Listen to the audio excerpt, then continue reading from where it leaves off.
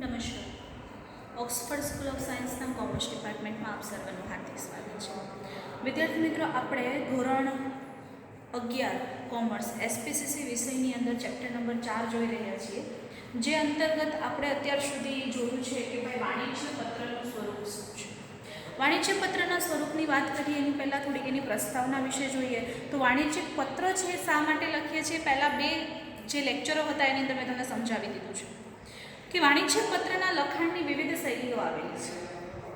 આ શૈલીઓ પૈકી મુખ્ય જે 6 શૈલીઓ છે એમાંથી આપણે સૌથી વધારે જે શૈલીના પત્ર લખીએ છીએ છે ફુલ્લી બ્લોક્ડ શૈલી, અને બીજું છે કે મોડિફાઈડ બ્લોક્ડ શૈલી. ફુલ્લી બ્લોક્ડ શૈલી અને મોડિફાઈડ બ્લોક શૈલી આ બે છે ખૂબ જ અગત્યના છે, અને વિશેષ રીતે પત્રની અંદર એ બંને શૈલી વપરાય છે. અગાઉના લેક્ચરની અંદર આને કેવી રીતે લખાય છે, એના હેતુ શું છે, એનું મહત્ત્વ શું છે, ફ્લુડિક જે છે અને મોડિફાઈડ બ્લોક શૈલી છે, ફુલ્લી બ્લોક્ડ શૈલી છે, કઈ રીતે લખાય છે, અને એનું આખો નમૂનો પત્ર જે મેં તમને અહીંયા બોર્ડ ઉપર દોરીને સમજાવેલો હતો.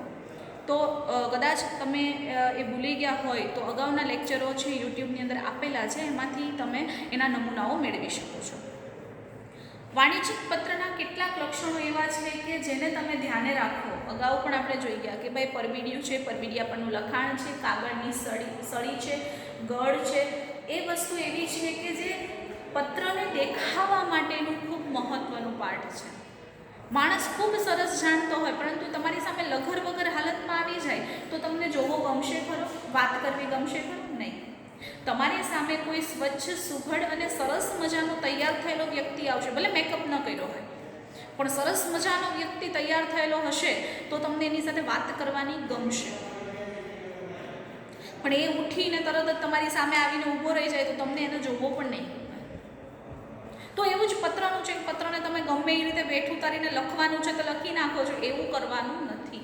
પત્રના દેખાવ માટેના પણ મહત્ત્વના ભાગ છે. અત્યાર સુધી તમે ગુજરાતીમાં કે ઇંગ્લિશની અંદર લેટર રાઇટિંગ કરતા, ગુજરાતીમાં પત્ર લેખન કરતા, પણ એવી બાબતો તમને નહોતી સમજાવેલી કે તમને ખાલી એવું સમજાવ્યું કે પત્રો આવી રીતે લખવાનો હોય છે. પરંતુ અહીંયા આપણે વિશેષ એ જોવાનું છે કે પત્ર કેવી રીતે લખવાનો છે અને શા માટે મહત્ત્વનું. ન લખીએ તો શું થાય, લખીએ તો શું થાય, એ બે વચ્ચેનું તમારે કમ્પેરિઝન કરવાનું છે.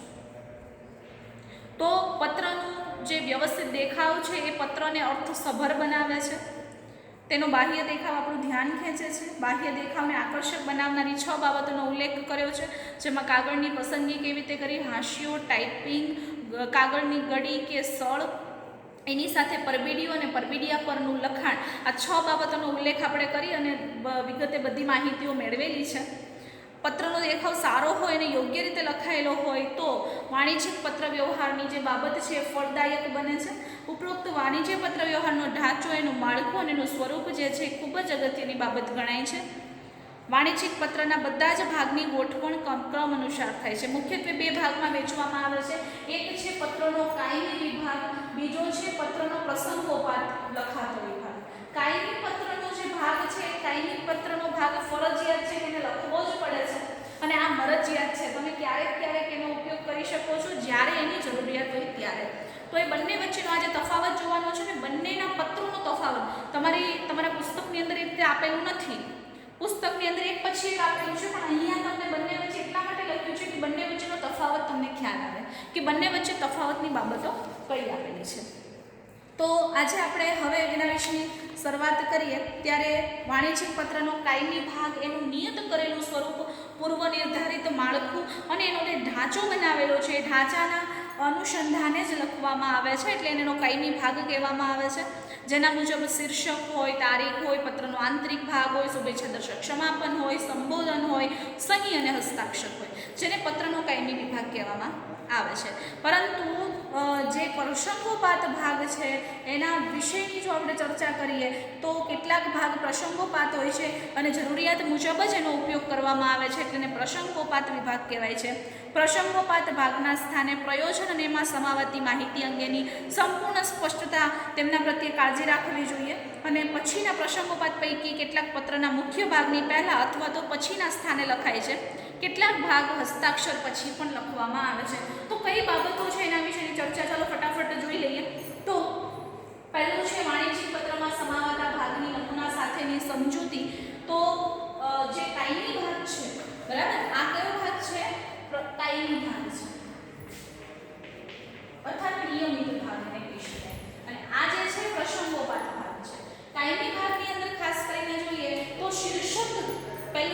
ટાઇટલ, કોઈ પણ પત્ર લખીએ છીએ તો એનું ટાઇટલ મહત્વનું હોય.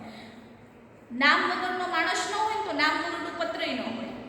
બરાબર? તમને ક્યાંય નામ વગરનો માણસ જોવા મળશે નહીં, દરેક વ્યક્તિના નામ હોય છે. તો નામ વગરનો માણસ ન હોય, નામ વગરનો પત્ર પણ ન હોય, એનું શીર્ષક હોય. પત્રની તારીખની વાત કરીએ તો પત્રની તારીખ લખાય છે, તમે કઈ તારીખે પત્ર લખ્યો છે તે સામેવાળાને ખ્યાલ આવે કે આ તારીખે પત્ર લખાયેલો છે. આંતરિક સરનામું, પત્ર લખનાર અને મેળવનાર બંનેનું સરનામું એટલું જ અગત્યનું છે. એટલે આંતરિક સરનામું કઈ રીતે લખવું એના પણ વિવિધ વિભાગો હોય છે. હમણાં આપણે પત્ર વિશે જ્યારે વાત કરશું ત્યારે હું તમને સમજાવીશ કે આંતરિક સરનામું કઈ રીતે લખાય. ત્યાર પછી સંબોધન, વડીલ હોય તો આદરણીય, માનનીય, ગુરુવર્ય જેવા શબ્દો. શ્રીમાન શબ્દ ક્યારેક વપરાય છે તો એવા શબ્દો, મુરબ્બી શ્રી એવો શબ્દ પણ વપરાય. તો આ શબ્દો જે છે એ એના માનવાચક શબ્દો છે, એને સંબોધન આપતા છે. આપણાથી નાનું હોય તો પ્રિય મિત્ર, પ્રિય ભાઈ, પ્રિય બહેન એવા તમે શબ્દો ગુજરાતીમાં લખતા હશો. એટલે આ બધી બાબતો અગત્યની છે. અને જો કોઈ મોટા અધિકારીને પત્ર લખતા હોય તો આપણે માનનીય, આદરણીય એવો શબ્દ વાપરવો જોઈએ. તો એ ખૂબ અગત્યનું છે એવું કહી શકાય. ત્યાર પછી પત્રનો મુખ્ય ભાગ, તો એમાં 3 ભાગ આવી જાય: પ્રારંભિક ફકરો, મધ્ય ફકરો અને અંતિમ ફકરો. પ્રારંભિકમાં થોડીક બાબતો, એની સાથે તમારું કનેક્શન કેવી રીતનું છે, બોન્ડિંગ કેવી રીતનું છે એ સંસ્થા સાથે, એની ચર્ચા કરવાની છે. પછી તમારી જે મુખ્ય બાબતો એને મધ્ય ફકરામાં વણવાની અને અંતિમ ફકરાની અંદર તમારે જેની પાસે જોઈએ છે એની વિનંતી કરતું એક પત્ર તમે લખી શકો, એને અંતિમ ફકરો કહેવાય. ત્યાર પછી શુભેચ્છા દર્શક સમાપન હોય અને સહી અને હસ્તાક્ષર સાથે પત્ર પૂરું થાય છે. તો ચાલો વિદ્યાર્થી મિત્રો, પહેલા આટલી બાબત તમારા નોટબુકની અંદર નોંધી લો અને ત્યાર પછી આપણે પ્રસંગોપાત જે સમાવતા ભાગ છે એની નમૂના સાથેની બાબતોની ચર્ચા કરીએ. લખો: વાણિજ્યિક પત્રમાં કાયમી ભાગમાં જે વિગતો સમાવાય છે તેની નમૂના સાથે સમજૂતી,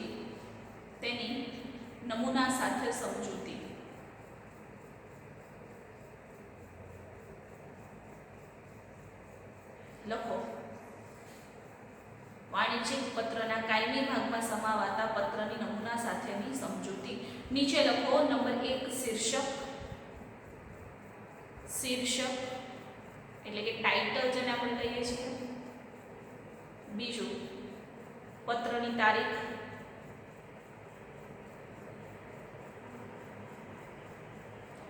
નંબર 3 આંતરિક સરનામું.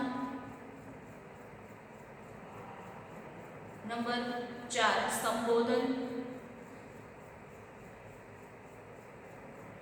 નંબર 5 પત્રનો મુખ્ય ભાગ, જેના 3 પેટા વિભાગ છે. એમાં પહેલો પેટા વિભાગ છે પ્રારંભિક ફકરો, બીજો પેટા વિભાગ છે મધ્ય ફકરો અને ત્રીજો પેટા વિભાગ છે અંતિમ ફકરો.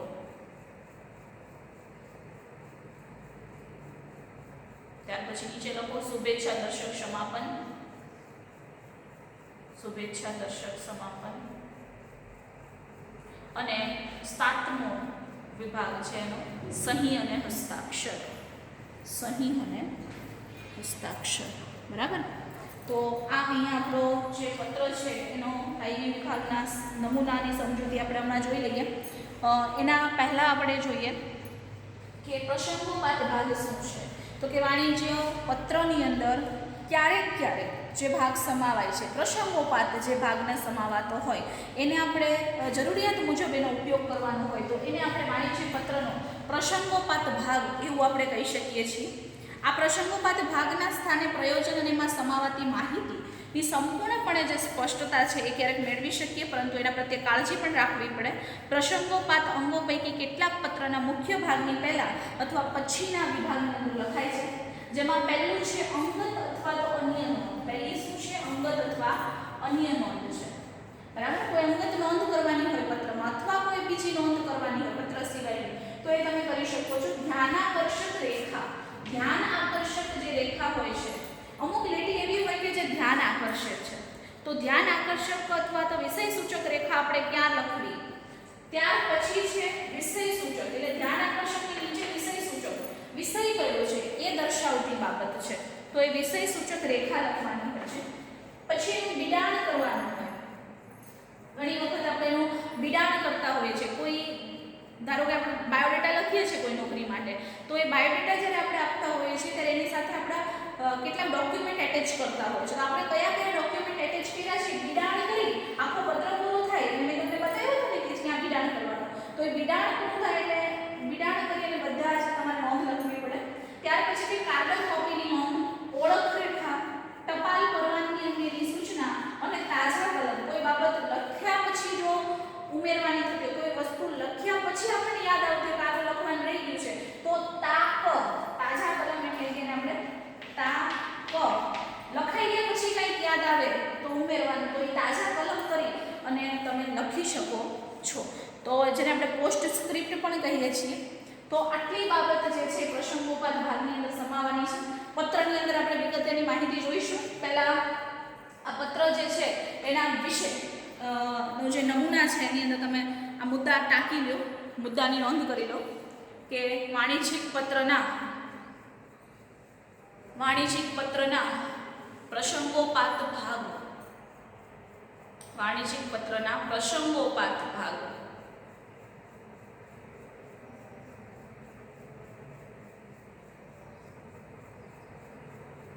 લખો નંબર 1,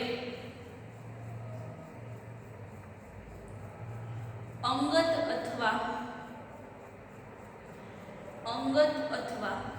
અન્ય નોંધ. અંગત અથવા અન્ય નોંધ. બીજું લખો ધ્યાન આકર્ષક રેખા. ધ્યાન આકર્ષક રેખા. ત્યાર પછી લખો વિષય સૂચક રેખા.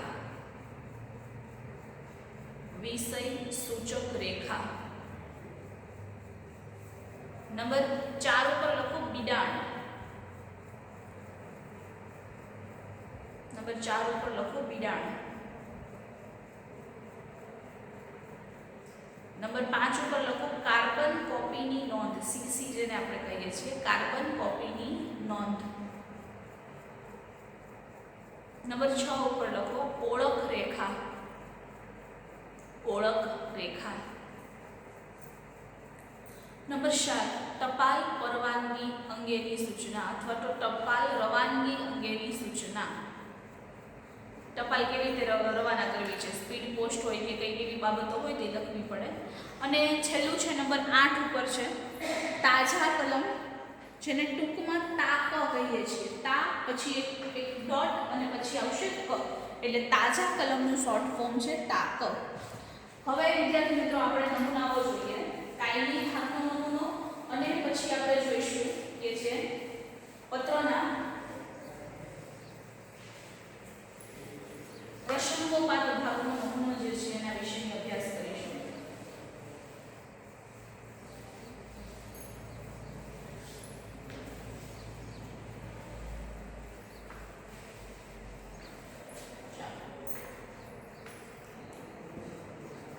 હવે વચ્ચે બે ભાગ પાડી દઈએ.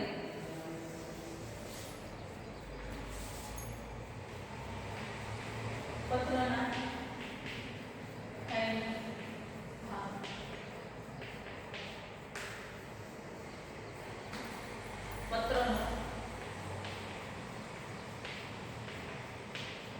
પ્રસંગોપાત ભાગ. આ પ્રસંગોપાત ભાગ છે, આ છે પત્રનો કાયમી ભાગ. તો વિદ્યાર્થી મિત્રો હવે આપણે પ્રસંગોપાત ભાગ જે છે એને પછી રાખીએ. પહેલા કાયમી વિભાગ અંગે માહિતી જોઈએ. તો પહેલા પત્રને ડ્રો કરો. બધા વિદ્યાર્થી મિત્રોએ પહેલા પત્રને સાથે સાથે ડ્રો કરવાનો છે, એટલે તમને ખ્યાલ આવે કે પત્ર કેવી રીતે ડ્રો થાય. એક સાથે તમારે લીટી જે છે આપી દેવાની છે. પત્રના 3 ભાગ આપણે એક સાથે લખી નાખશું. પત્રનો ચોથો વિભાગ આખો પત્ર પૂરો થાય પછી આપણે લખવાનો છે.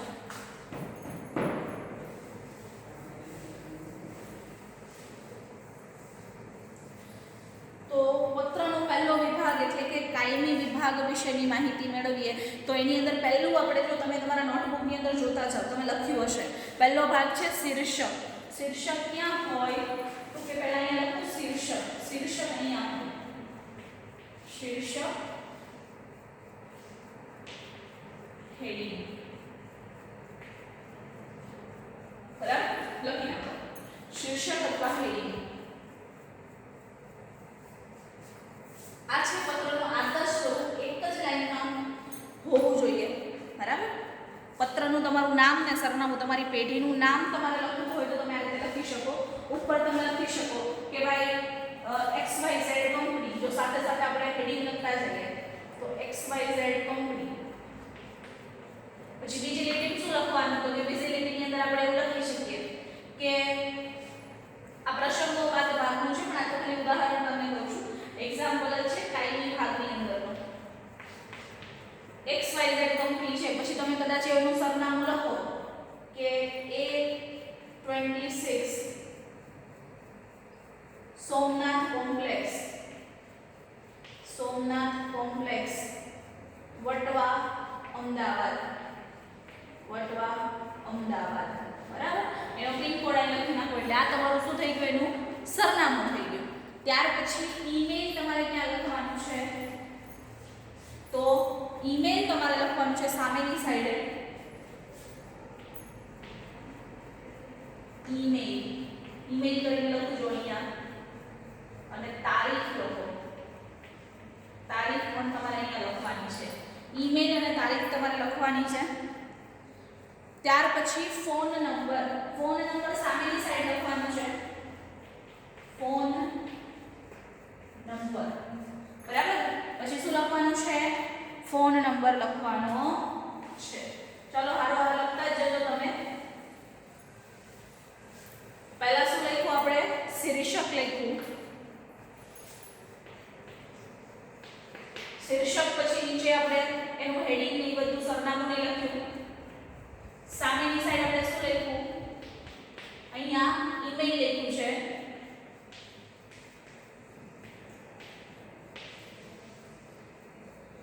નીચે લખ્યું છે તારીખ અને આ સાઈડ શું લખ્યું છે આપણે ફોન નંબર લખ્યો છે.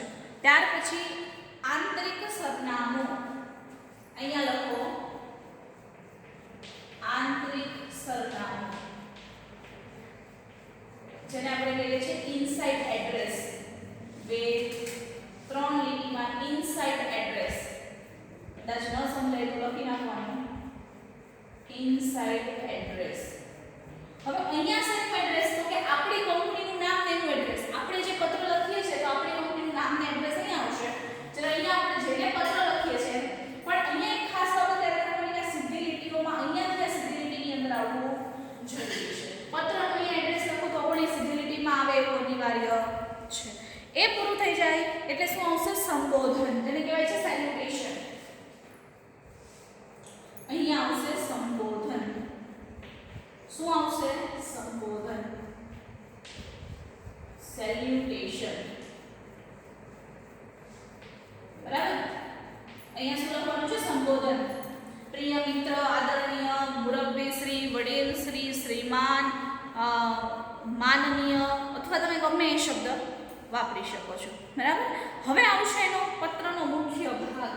શું આવશે પત્રનો મુખ્ય ભાગ જેની અંદર આપણે પહેલેથી સ્ટાર્ટ કરીશું. એક ફકરો પાડશું.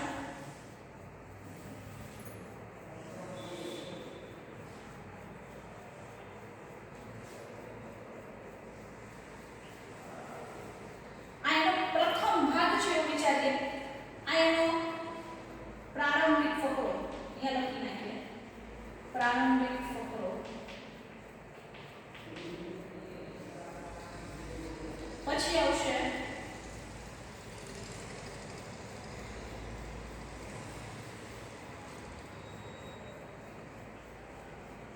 મધ્ય ફકરો અને અહીંયા આવશે અંતિમ ફકરો.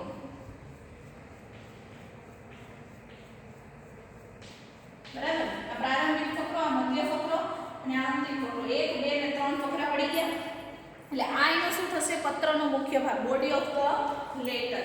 આ ત્રણે ત્રણ શું થયા? પત્રનો મુખ્ય ભાગ, બોડી ઓફ ધ લેટર આપણે જેને કહી શકીએ છીએ. નીચે આવશે શુભેચ્છા દર્શક સમાપન. અહીંયા શું આવશે? શુભેચ્છા દર્શક સમાપન. અને અહીંયા આવશે સહી. અહીંયા શું આવશે? સહી. અને આ પત્ર જે છે એને અહીંયા તમારે પૂરો કરી નાખવાનો છે. એટલે આ પત્ર અહીંયા પૂરો થઈ જાય. પત્રનો કાયમી ભાગ જેમાં અહીંયા શીર્ષક, અહીંયા ઈમેલ, અહીંયા તારીખ, અહીંયા ફોન નંબર, આંતરિક સરનામું, ઇનસાઇડ એડ્રેસ, નીચે આવશે સંબોધન, પ્રારંભિક ફકરો, મધ્ય ફકરો અને અંતિમ ફકરો. 1, 2 અને 3 ફકરા વાળી પત્રનો મુખ્ય ભાગ છે. નીચે શુભેચ્છા દર્શક સમાપન અને અહીંયા આવશે. ચાલો 2 મિનિટ હું સાઈડમાં હટી જાઉં છું. ત્યાં સુધી તમારે પત્રનો જે વિભાગ છે આપણે એને વ્યવસ્થિત રીતે તમારા બુકની અંદર ડ્રો કરી દેવાનો છે. ચાલો, પત્રનો કાયમી ભાગ જેમાં શીર્ષક, ઈમેલ, તારીખ, ફોન નંબર, આંતરિક સરનામું, સંબોધન, એની નીચે પ્રારંભિક ફકરો, મધ્ય ફકરો અને અંતિમ ફકરો, આવા વિભાગ આપેલા છે. નીચે શુભેચ્છા દર્શક સમાપન અને સહી આપીએ એટલે આ પત્રનો જે મુખ્ય ભાગ છે, કાયમી વિભાગ, એટલે કાયમ લખવાનો હશે, એ પૂરો થાય છે. હવે આપણે અહીંયા જોઈશું આજે કે વાણિજ્યિક પત્રોમાં જોવા મળતા પ્રસંગોપાત નમૂનો કેવો હોય છે. પ્રસંગોપાત નમૂનાની અંદર પણ કાયમી વિભાગ તો અમુક પ્રમાણમાં આવે છે, પરંતુ ક્યાંક પ્રસંગોપાત બાબતનો સમાવેશ જેની અંદર થઈ જતો હોય છે. તો સૌથી પહેલી શરૂઆત કરશું શીર્ષક એટલે કે હેડિંગથી. શીર્ષક એટલે કે હેડિંગ. જે હેડિંગ આપણે લખશું, બરાબર. અહીંયા આવશે XYZ લિમિટેડ કંપની, એ સોમનાથ કોમ્પ્લેક્સ વટવા, નીચે આવશે અમદાવાદ. એટલે એ રીતે નીચે ઉતરતા ક્રમની અંદર પહેલાની અંદર આપણે શું જોયું તો આમ સીધી લીટીમાં. અહીંયા શું છે? પહેલી લીટી મોટી, એનાથી નાની અને પછી સાવ નાની, એવી રીતે ઘટતા ક્રમમાં. ત્યાર પછી ઈમેલ અને તારીખ. આપણે ઈમેલ અહીંયા લખીએ છીએ તો અહીંયા ઈમેલ, અહીંયા આવશે તારીખ. ચાલો, બે બાબતો આવી ગઈ. ત્યાર પછી સામેની સાઈડ આવશે ફોન નંબર. અહીંયા શું આવશે? Phone number. ફોન નંબર આવી ગયો, વસ્તુ પૂરી થઈ ગઈ. આંતરિક સરનામું. આંતરિક સરનામું. આંતરિક સરનામુંમાં 1, 2 અને 3 લીટીમાં આંતરિક સરનામું છે પૂરું થઈ જાય. ત્યાર પછી શું આવશે તો કે ધ્યાનાકર્ષક રેખા, એટેન્શન લાઈન અથવા વિષય સૂચક રેખા. પહેલા ધ્યાનાકર્ષક રેખા આવશે. ધ્યાનાકર્ષક રેખા, અટેન્શન લાઈન જેને આપણે કહીએ છીએ. કેવી રીતે તો કે તમે કોઈ બેંકનો પત્ર જોતા હોય ને તો એ બેંકના પત્રની અંદર લખેલું હોય કે આ વખતે તમને સ્પેશિયલ લોન આપવામાં આવે છે, એના માટે તમને લોન આપવામાં આવે છે અને તમે લકી ગ્રાહક છો, કે એવું બધું જે ધ્યાન આકર્ષક હોય, ધ્યાનાકર્ષક રેખા. અને ત્યાર પછી નીચે છે એ છે વિષય સૂચક રેખા. નીચે શું આવશે? વિષય સૂચક રેખા. એની નીચે આવે છે વિષય સૂચક રેખા, જેને કહેવાય છે સબ્જેક્ટ લાઈન. તમે કયા સંદર્ભથી પત્ર લખો છો એ વિષય સૂચક રેખા આવે છે. પછી આવે છે સેલ્યુટેશન એટલે કે સંબોધન. સંબોધન. સંબોધન પૂરું થાય એટલે તમારે પત્રનો મુખ્ય ભાગ લખવાનો છે, 2 કે 3 લાઈનમાં અથવા 4 લાઈનમાં.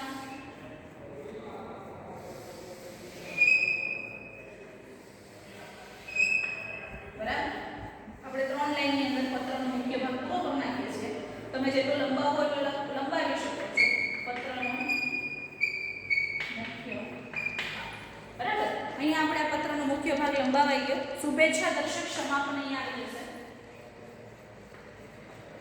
શુભેચ્છા દર્શક સમાપન. પછી શું આવે? આત્મવિશ્વાસ. શુભેચ્છા દર્શક સમાપન એટલે કે આત્મવિશ્વાસ. અને નીચે આવશે સહી. નીચે આપણે શું કરી નાખીએ છીએ? સહી કરી નાખીએ છીએ.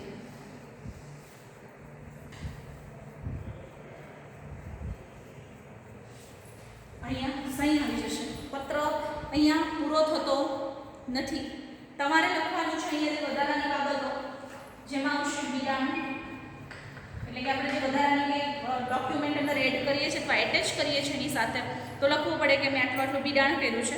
પછી આવે છે કાર્બન કોપીની નોંધ એટલે કે સીસી. કાર્બન કોપીની નોંધ એટલે કે આપણે સીસી કરીને કંઈક લખીએ છીએ એ બાબતો. આના બધા વિશે વિગતે અંદર માહિતી આપેલી છે. ત્યાર પછી આપણે આના પછી આ જે નમૂના જોઈ જશું ને પછી એક એક બાબત શીર્ષક શા માટે મહત્વનું છે, શા માટે લખવું જોઈએ, બધી બાબતો આવી જશે. એટલે માત્ર તમારે ક્યાં શું લખવાનું છે એના વિશે ધ્યાન આપવાનું છે, કોને શું કહેવાય આના પછીના લેક્ચરની અંદર આપણે વિગતે જોવાના છીએ. ત્યાર પછી છે ઓળખ રેખા. ઓળખ રેખા આઈડેન્ટિફિકેશન લાઈન હોય. ટપાલ રવાનગીની નોંધ અથવા સૂચના મેલિંગ ઇન્સ્ટ્રક્શન આવે. ટપાલ રવાનગીની સૂચના મેલિંગ ઇન્સ્ટ્રક્શન જેને કહેવાય છે. અને ત્યાર પછી છે તાજા કલમ એટલે કે પોસ્ટ સ્ક્રિપ્ટ જેને આપણે કહીએ છીએ. તાજા કલમ કદાચ કોઈ વસ્તુ આમાંથી બધી બાબત લખવી જરૂરી નથી. એક પત્રની અંદર ક્યારેક એક બાબત પણ લખવામાં આવતી હોય છે. દરેક પત્રની અંદર બિડાણ ન હોય, દરેકમાં કાર્બન કોપીની નોંધ ન હોય, દરેકમાં ઓળખ રેખા ન હોય, દરેકમાં ટપાલ રવાનગીની સૂચના હોય, દરેકમાં તાજા કલમ ન હોય. ક્યારેક કોઈ એક પત્રમાં તાજા કલમ આવતી હોય, ક્યારેકમાં બિડાણ આવતું હોય, ક્યારેક બે આવતું હોય. તો જેવી જેવી પ્રસંગોપાત જેની આવશ્યકતા જોવા મળે છે એના વિશે આપણે આગળ લખતું જવાનું છે. તો વિદ્યાર્થી મિત્રો અત્યારે આપણે હેડિંગ અને એના વિશે અગાઉના આના પછીના લેક્ચરમાં જોઈશું કેવી રીતે શું લખાય છે, સાચી રીત કઈ છે પત્રો લખવાની એ આ લેક્ચરની આ ચેપ્ટરની અંદર આપણે જોવાના છીએ. આ લેક્ચરમાં આપણે જે પ્રસંગોપાત નમૂનાનો ભાગ જોયો છે એ તમારી નોટબુકની અંદર નોંધી દેવાનો છે. પ્રસંગોપાત ભાગ અત્યારે હું થોડી સાઈડમાં આવી જાઉં છું એટલે તમને ખ્યાલ આવી જાય કે પ્રસંગોપાત ભાગ શું છે. લખો પત્રના પ્રસંગોપાત ભાગની અંદર શીર્ષક ઉપર લગાવવાનું છે, એની નીચે ઈમેલ અને તારીખ લખવાની છે, એક્ઝેક્ટ એની સામે ફોન નંબર લખવાનો છે, એની નીચે આંતરિક સરનામું, નીચે 3 લીટી અને એના પછી સીધું ધ્યાનાકર્ષક રેખા અને વિષય સૂચક રેખા.